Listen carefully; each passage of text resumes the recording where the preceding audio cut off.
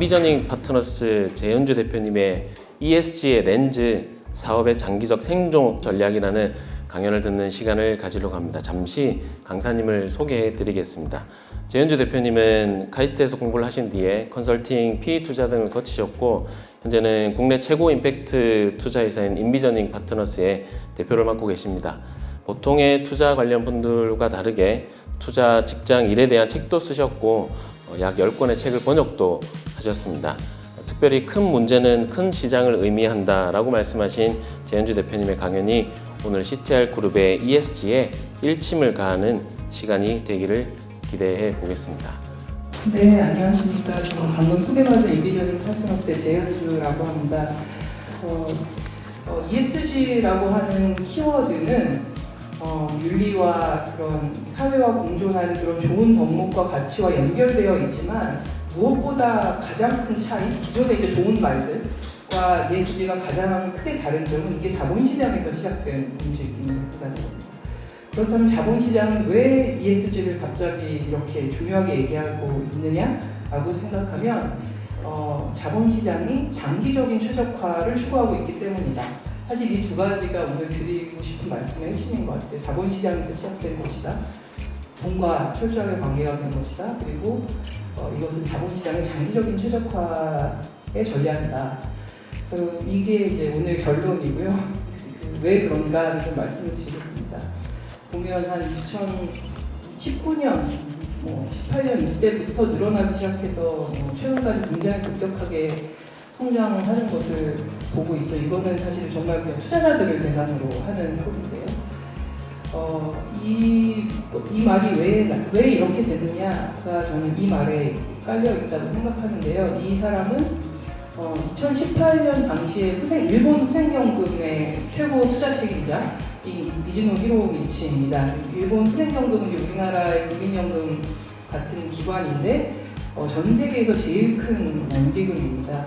우리나라도 제일 큰 투자자는 국민연금이잖아요. 그래서 사실 자본시장이라는 것을 들여다보면 자본시장의 기저에서 가장 많은 돈을 움직이는 것은 다 세계 각국의 연기금들이거든요. 그래서 ESG라고 하는 게 뭐냐라고 하면 사실은 환경, 사회, 거버넌스인데 결국은 기업의 비재무적 요소를 총칭하는 것이고 그 비재무적 요소는 장기적 재무적 실적에 영향을 미치기 때문에 우리가 그 비재무적 요소를 봐야 한다.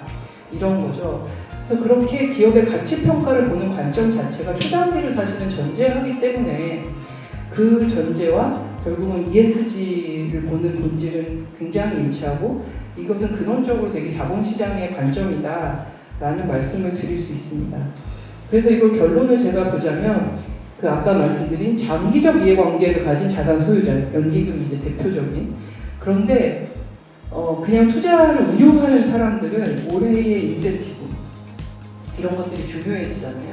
그러니까 그 안에 사실은 기본적으로 이 두 회사 이 자산 운용을 맡기는 자산 소유주와 그 자산 실제 운용하는 운용력 사이에 이해관계의 불일치라는 게 존재하게 되는 겁니다.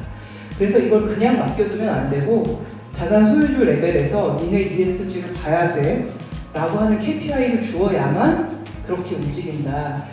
그래서 그것을 깨닫기 시작하는 거죠. 자산 소유주가.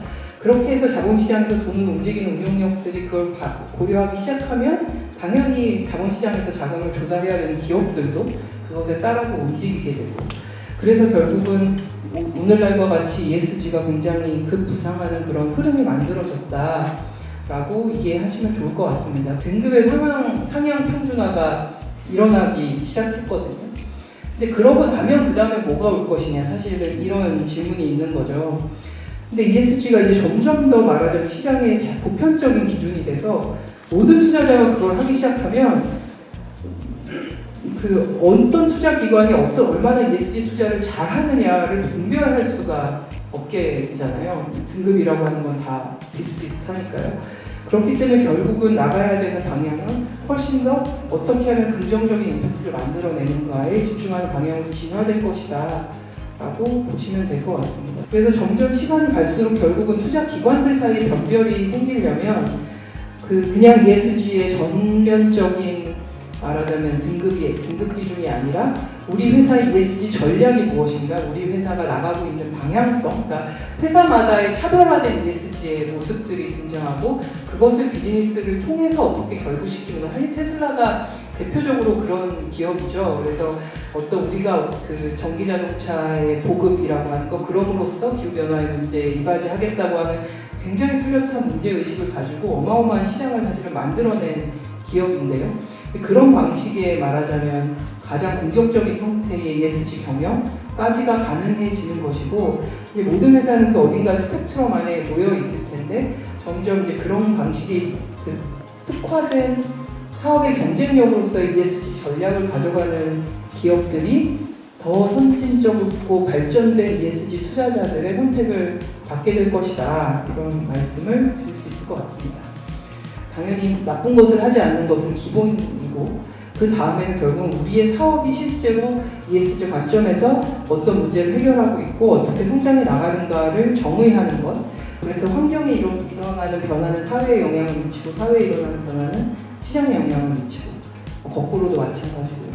그래서 저는 장기적으로 좋은 투자를 한다는 것은 이 연결을 인지함으로써 미리 대처하고 포착하는 것이다 라고 보는데요. 아마 이것은 장기적으로 좋은 경영 역시 그럴 것이라고 생각합니다.